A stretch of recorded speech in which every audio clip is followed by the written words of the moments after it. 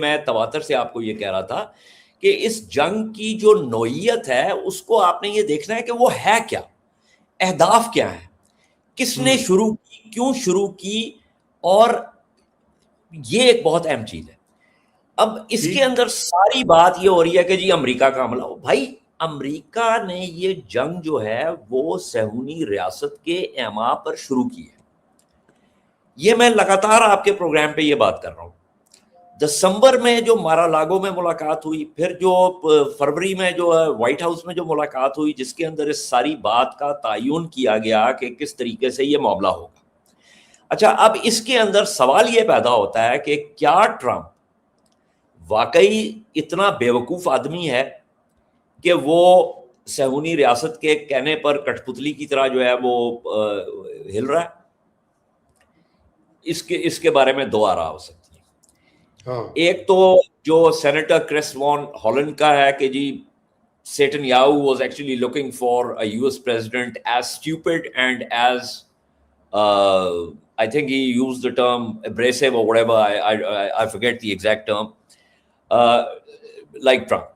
ٹھیک ہے، تو ایک تو یہ بات ہے کہ اس نے نیتنیاہو کی اس خواہش جو ہے اس کو اس نے پورا کر دیا، پچھلے سال بھی کیا، تھوڑی حد تک کیا، 12 دن تک کیا، اب دوبارہ کیا۔ دوسری بات یہ ہو سکتی ہے کہ جس کے بارے میں الجزیرہ نے بھی رپورٹ کیا، اسکائی نے بھی رپورٹ کیا، کہ وہ جب یہ اس نے کہا کہ جی معاملات یہ ہم اٹیک جو ہے وہ نہیں کریں گے تو تیل کی قیمتیں جو ہے وہ نیچے آئیں، تو 15 منٹ پہلے جو ہے کسی نے $580 ملین کا ٹریڈ کیا، یعنی انسائڈر ٹریڈنگ ہوئی۔ سو یہ بھی ایک بات ہے کہ ایک طرف یہ نیتنیاہو نے اس کو لرن کیا، دوسری طرف ٹرمپ اور اس کی فیملی کے لوگ جو ہیں انسائڈر ٹریڈنگ جو ہے، اگر ٹرمپ کی ٹویٹ سے 15 منٹ پہلے کوئی کر رہا ہے تو وہ میں تو نہیں کر رہا، نہ ہی آپ کر رہے ہیں، ہمیں تو نہیں پتا ٹرمپ کیا کہنے والا ہے۔ تو somebody close to Trump has made that trade of $580 million۔ تو یہ اس کے اندر دونوں چیزیں آ رہی ہیں، اس کے اندر ٹرمپ اور اس کی فیملی جو ہے، اور اس کے بارے میں نیو یارکر نے آپ کو یاد ہے بہت لمبی رپورٹ کی تھی پچھلے سال کے ٹرمپ کے آنے کے بعد سے اس کی فیملی کے کس طریقے سے جو ہے وہ فارچونز میں اضافہ ہوا ہے and all of that۔ New York Times نے بھی اس کے بارے میں جو ہے وہ رپورٹنگ کی۔ Anyway, cut the long story short, اس میں دونوں چیزیں، ٹرمپ اور اس کی فیملی جو ہے they're raking it in also، اور جو نیتنیاہو ہے اس کی جو خواہش تھی جو بہت عرصے سے جو ہے کسی نے پوری نہیں کی تھی، وہ بھی ٹرمپ نے پوری کر دی۔ تو جب آپ آپ کو بات پتہ چل جاتی ہے کہ معاملہ شروع کہاں سے ہوا، تو پھر آپ نے تجزیہ کرنا ہے کہ آگے جائے گا کہاں پر۔ اس کے اندر میں نے پچھلی دفعہ بھی آپ سے یہ بات کی تھی، اور ابھی کل میں نے کامران خان کے ساتھ ایک پروگرام میں یہ بات کی کہ جو آپ کی وار ٹرمینیشن تھیوریز ہیں اس کے مطابق کوئی بھی ایسا انگریڈینٹ موجود نہیں ہے جس کی بنیاد پر آپ یہ کہہ سکتے ہیں کہ یہ معاملہ جو ہے وہ خوش اسلوبی سے حل ہو جائے گا۔ اس وقت ایک ٹرم ہم استعمال کرتے ہیں جو پراسپیکٹ تھیوری کے نیچے آتی ہے، گیملنگ فار ریزرکشن۔ اس کو سادہ الفاظ میں ابھی کہہ سکتے ہیں کہ جواری جو ہے نا، جو ہار رہا ہے، وہ کہتا ہے کہ یار یہ جو آخری ہاتھ میں کھیلنے لگا ہوں نا، اس کے اندر میں جتنا کچھ میں نے لوز کیا ہے نا وہ میں ریکور کر لوں۔ اور جو پراسپیکٹ تھیوری ہے جو کانمن کی اور ٹورسکی کی، اس کے مطابق یہ ہے کہ جو لاس ہے that weighs more heavy on you than the gain. So therefore you're going to gamble for resurrection.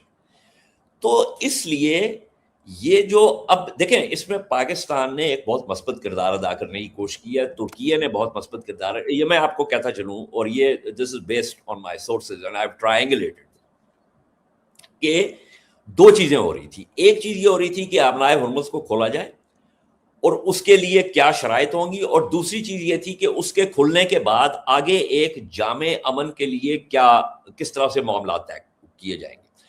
اس کے اندر 4 پروپوزلز آئے، ابنائے ہرمز کو کھولنے کے سلسلے میں 4 پروپوزلز آئے۔ ایک مصر نے دیا، ایک یورپین یونین کی طرف سے آیا، ایک خلیجی کونسل کی طرف سے آیا، اور ایک پاکستان اور ترکیہ کی طرف سے آیا۔ ایران نے ان کو اسٹڈی کیا اور امریکہ was also in the loop.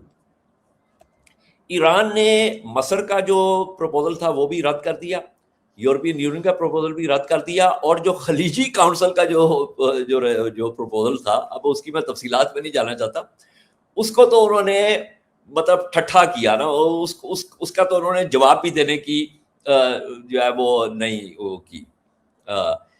Pakistan اور ترکیہ کا پروپوزل جو تھا وہ انہوں نے قبول کیا, اور انہوں نے کہا کہ this can be used as what you call the concept of operations, کانوپ.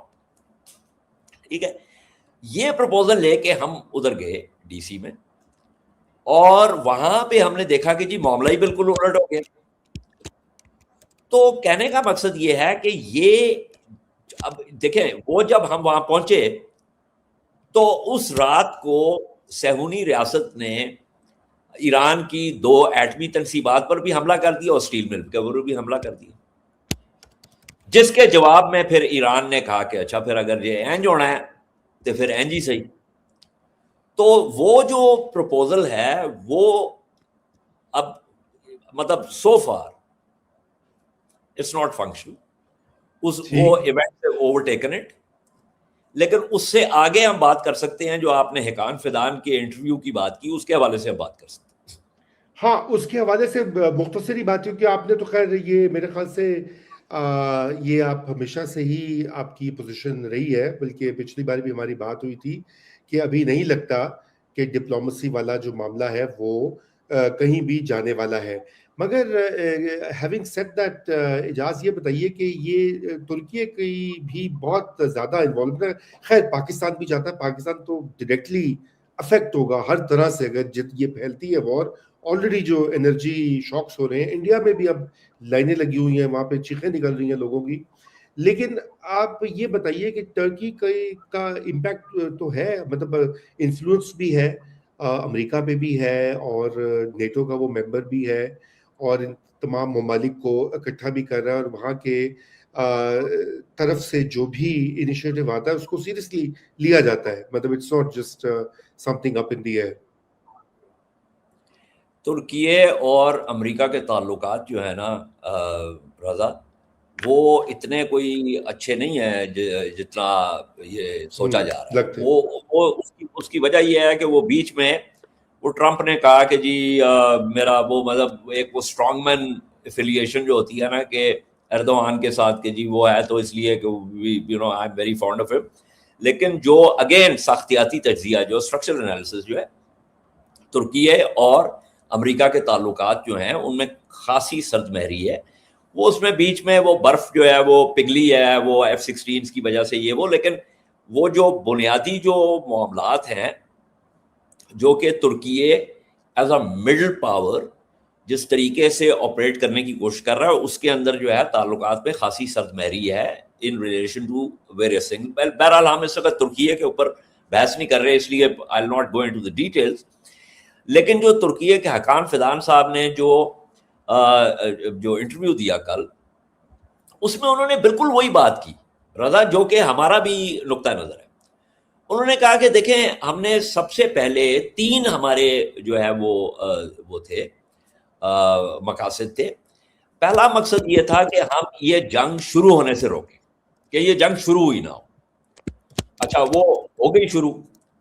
تو انہوں نے کہا دوسرا ہمارا مقصد تھا کہ اس جنگ کو ہم محدود رکھیں اور اس کو مطلب اس کو پھیلنے سے روکیں. اور انہوں نے کہا کہ تیسرا مقصد یہ ہے, چونکہ اب یہ ہو بھی گئی ہے, اب یہ محدود بھی نہیں رہی, یہ پھیل بھی گئی ہے, تو اب تیسرا مقصد یہ ہے کہ ہم اپنے ملک کو یعنی ترکیہ کو اس تنازع سے دور رکھنے کی کوشش کریں. آپ کی جو ٹائپنگ ہے نا وہ بہت ڈسٹریکٹیو ہے. جی distraction. Sorry, I had to tell you this because I can hear it. اچھا کیا, نہیں اچھا کیا. اچھا, تو اس کے اندر یہ جو چیز ہے کہ سفارتی کوششوں کا بھی حقان فدان نے ذکر کیا. اس میں انہوں نے غزہ جنگ کے حوالے سے ہی بات کی کہ بھائی دنیا کی توقع کہ یہ ناانصاف پر مبنی جنگ جو ہے یہ جلد از جلد رکے, اس کے منفی اثرات ختم ہو. انہوں نے یہ جو جنگ امریکہ اور اسرائیل نے تھوپی ہے ایران کے اوپر, اس کے بارے میں بھی انہوں نے کہا کہ یہ مکمل طور پر غیر قانونی ہے اور اس کو ختم ہونا اس کا جو ہے وہ بہت ضروری ہے. لیکن اس کے علاوہ انہوں نے یہ بھی بات کی کہ اگر یہ جنگ جاری رہی اور اگر یہ پھیلتی رہی تو پھر خطے کے اندر ایک اینٹی ایران کولیشن جو ہے وہ بھی ابھر سکتی ہے. اور وہ آپ نے دیکھا ہے کہ اس کے اندر یہ جو متحدہ عرب امارات کی طرف سے جو ہے وہ بیانات آئے ہیں. یہ ایک علیحدہ بات ہے کہ گرگاش صاحب نے بعد میں کہا کہ نہیں یہ ہم نے یہ بیان نہیں دیا یہ وہ, بٹ دا فیکٹ از کہ وہ ایک بات ہو سکتی ہے. تیسری جو اس کے اندر اہم چیز تھی وہ یہ ہے کہ ترکی, پاکستان, مصر اور سعودی عرب پر جو مشتمل علاقائی اجلاس ہے, انہوں نے کہا کہ یہ ہونا تھا ترکی میں اجلاس ہونا تھا, لیکن چونکہ پاکستان کے وزیر خارجہ جو ہیں وہ ملک سے باہر نہیں جا سکتے, اب انہوں نے یہ نہیں بتایا کہ کیوں نہیں جا سکتے, تو انہوں نے کہا کہ ہم نے اس کو پاکستان منتقل کر دیا. تو اب اس کے اندر جو ملاقات ہوگی, جو بات چیت ہوگی, اس میں سے دیکھتے ہیں کہ کیا نکلے گا, کیونکہ بہت ساری باتیں ہو رہی ہیں کہ جی دفاعی منصوبے اور فلانی چیز. اچھا, یہ جو ابھی ایک اور بات بھی ہو رہی ہے بفور آئی اینڈ دس, کہ جی سعودی عرب کے ساتھ جو دفاعی معاہدہ ہوا تھا, جو کہ میں نے آپ کے پروگرام پہ کہا تھا کہ جناب اس کو زیادہ سنجیدگی سے آپ نہ لیں, کیونکہ دفاعی منصوبے جو ہیں وہ دفاعی جو اس طرح کے جو ایگریمنٹس ہوتے ہیں وہ جب تک الائنسز میں تبدیل نہ ہو, جب تک الائنس کے اندر ایک پریڈومیننٹ پاور نہ ہو, اس وقت تک دے آر نیدر ہیئر نور دیر. اچھا, اس کے اندر ایک خیال یہ تھا کہ پاکستان کی جو R&D ہے, جو ریسرچ اینڈ ڈیولپمنٹ ہے, جو تحقیق کرتے ہیں دفاعی معاملات کے حوالے سے, اس کے اندر سعودی عربیہ جو ہے وہ کوئی انویسٹمنٹ کرے گا. وہ انویسٹمنٹ بھی کوئی نہیں آئی. لیکن جو چیز ہوئی جس کا پاکستان نے نوٹس لیا وہ یہ تھی کہ جس دن سے یہ منصوبہ یہ معاہدہ سائن ہوا ہے, اس پہ دستخط ہوئے ہیں, اسی دن سے سعودی عرب کے بے شمار تجزیہ کاروں نے پاکستان کے جوہری ہتھیاروں کے حوالے سے اور جوہری چھتری کے حوالے سے گفتگو کرنی شروع کر دی. سو مچ سو, اب مجھے اس کا نام بھول گیا ہے اس تجزیہ کار کا, یہ کوئی 2 ہفتے پہلے کی بات ہے, اس کا میں نے کلپ دیکھا تو میں نے ٹویٹ بھی کیا کہ پاکستان نیڈس ٹو نپ دس. جی جی جی جی بالکل بالکل. اس قسم کی جو لوز اسٹاک ہے, یہ ہمارے جو مفادات ہیں ان سے اس کا کوئی جڑاؤ نہیں ہے, اس کے ساتھ تو اس کا ٹکراؤ ہے.